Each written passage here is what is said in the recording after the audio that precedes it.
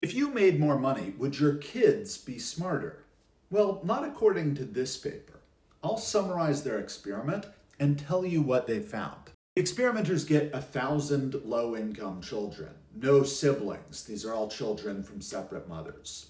400 children are in the treatment group, and they're receiving $4,000 a year, or $333 a month, to test the effects of getting more money.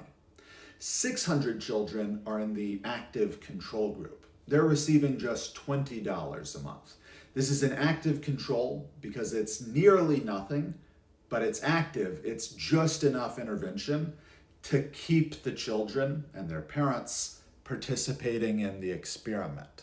And there are more people in the active control group because they expect that more of them will drop out over time.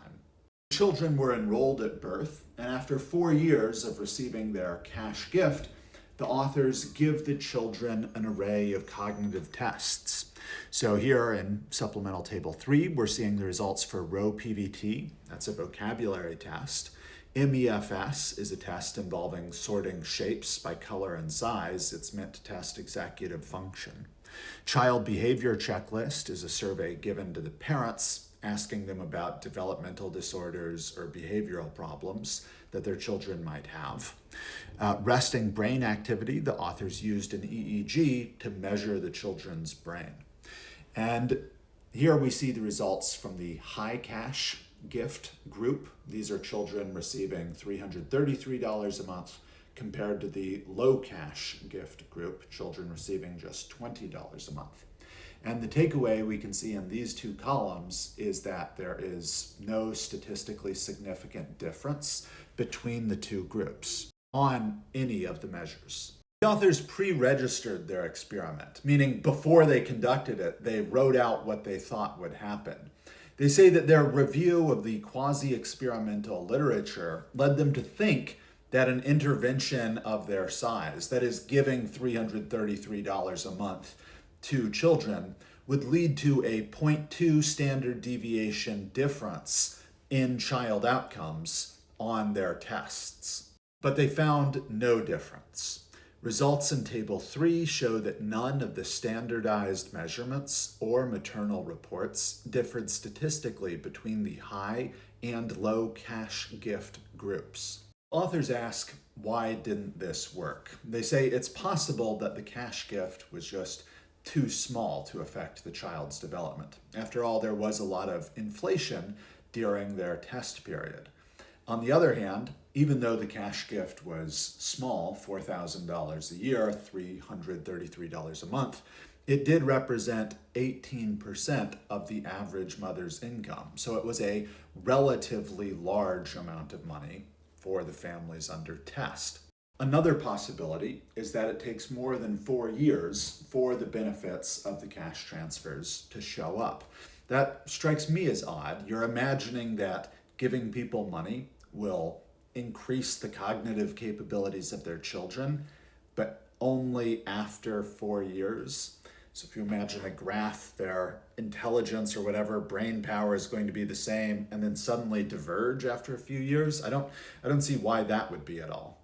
The explanation I think is best, they give last. They say, finally, the lack of impacts on age 4 child outcomes raises the possibility that income alone may not affect children's early development. Although prior theory and quasi-experimental research suggested that income alone may improve children's developmental outcomes. In other words, our theory and quasi-experiments predicted that giving children more money would make them smarter, but our actual experiment showed no evidence of that.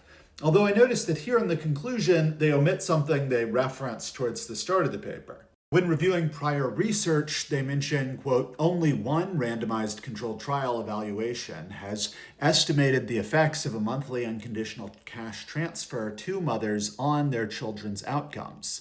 Based in Ecuador, the study found no main effects on early childhood development. Well, that's actually not quite a good summary of the Ecuador paper. Quoting the Ecuador paper, for infants and toddlers living in rural areas being randomized to receive the BDH program, that's the cash transfer program in the Ecuador paper, in very early childhood was associated with a significantly greater number of spoken words in infants and toddlers, and a greater probability that a child was combining words.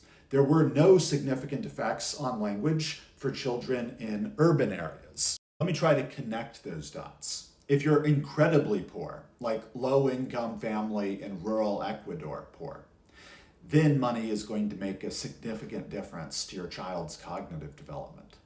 If you read the Ecuador paper, some of the descriptive statistics are pretty sad. For example, they ask, do you own a children's book? Or have you bought your child a toy in the last 6 months?